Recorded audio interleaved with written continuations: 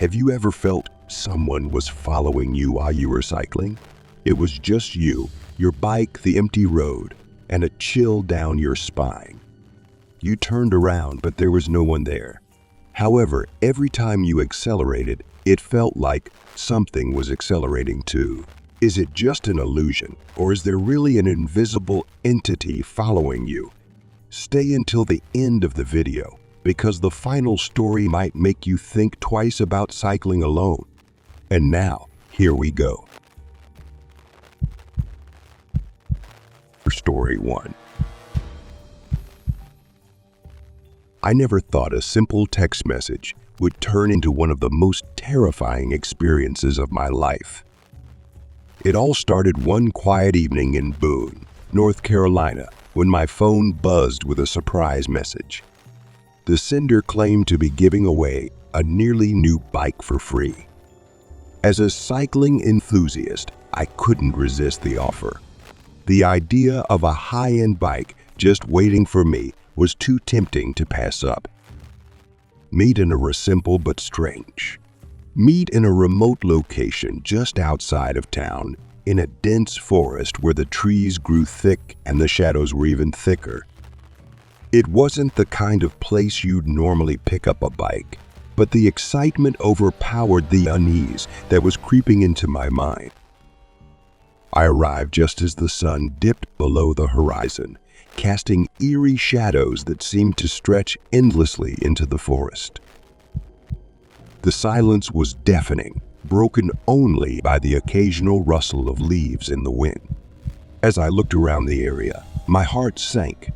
No sign of a vendor, no bikes, just a clearing where the trees parted to reveal a deep, ominous gap in the ground. As the minutes passed and no one was in sight, my initial excitement began to turn to dread. Something was wrong, very wrong. The air felt suffocating, as if the forest itself were holding its breath, watching me with invisible eyes. I decided it wasn't worth the risk and hurried back to the car, only to find my worst fears realized. One of my tires had been slashed, the rubber ripped off like the prey of a predator. Panic surged through me as I reached for my phone, the oppressive silence now broken by distant footsteps. Light, quick, and getting closer. I glanced up, just in time to see a figure darting between the trees, a man with his face obscured by shadows watching me. I didn't wait to see what he wanted. I jumped into my car, tried to start the engine despite the flat tire, and accelerated, the tires grinding in my ears. Once I was a safe distance from the woods, I stopped and called the police, my hand shaking uncontrollably.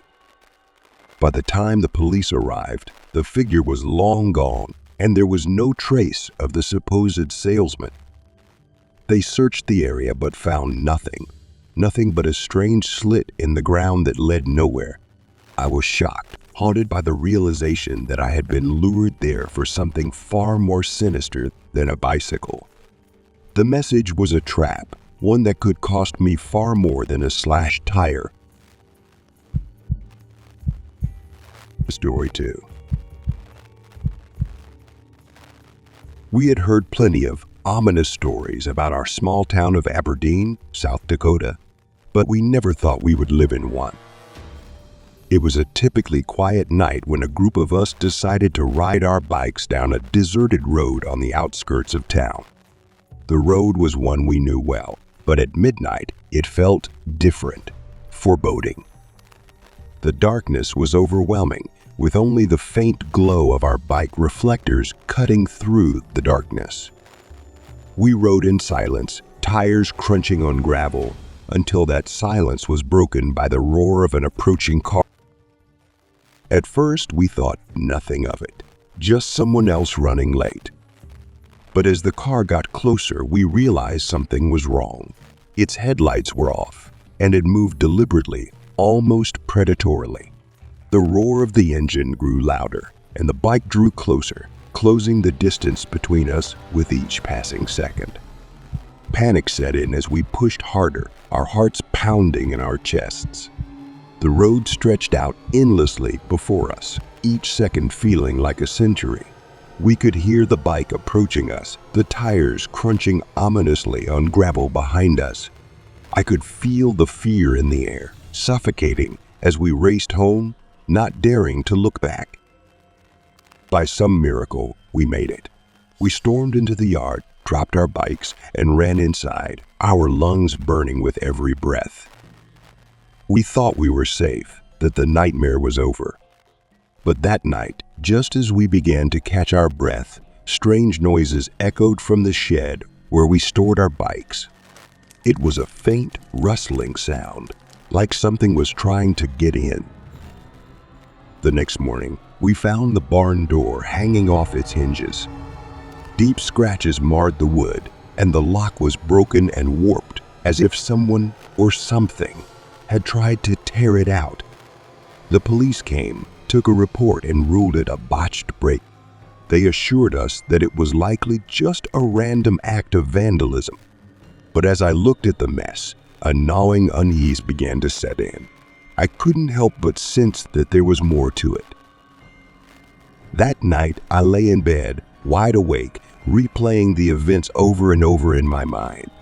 The darkness in my room felt heavy, the silence too absolute, as if the night itself were hiding something. Then I heard it, a faint rustling outside the window. I held my breath, and I froze, listening. The sound grew louder, closer. I summoned the courage to look outside, my heart pounding in my chest. There, just beyond the edge of the yard, I saw a shadowy figure standing still, watching the house. Fear gripped me, but I couldn't look away. I knew it was him, the man in the car, the one who had been watching us. He turned. As I stared numb, he slowly turned and disappeared into the darkness, leaving me with the terrifying realization that this wasn't over. Story 3. It was a sweltering afternoon in mid-July, and we thought a bike ride through the familiar woods behind our neighborhood in Asheville, North Carolina, would help pass the time. The heat was stifling, but the woods were shady. As we rode deeper into the dense canopy, the atmosphere began to change. Sunlight, once warm and inviting, filtered through the leaves in a way that made the shadows seem alive, undulating and twisting with each breeze. Chill ran through my body, but I brushed it off. It was just a ride, just a familiar path we'd taken dozens of times before. Joan, always the bravest, or perhaps the most reckless of us, decided to speed ahead, teasing us to catch up.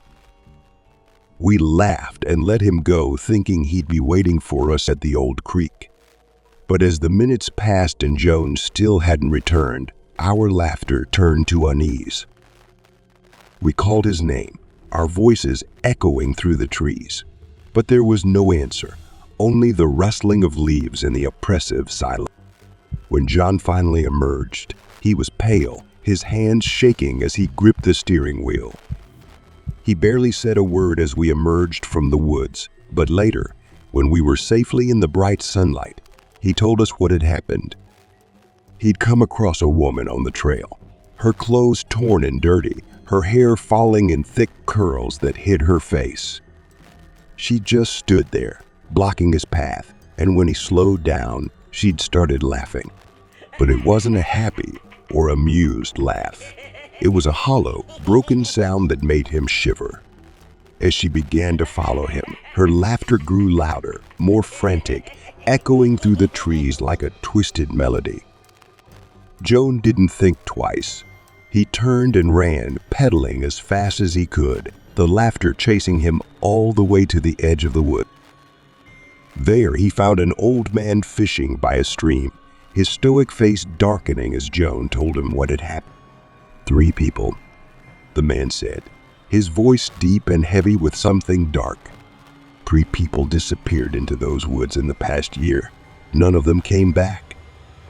Joe didn't even realize he'd lost his bike until we were well out of the woods.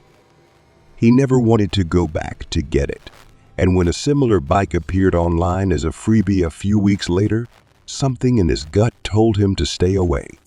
Maybe it was nothing. Maybe it was just a coincidence. But we couldn't shake the feeling that whatever was lurking in those woods wasn't finished with us yet.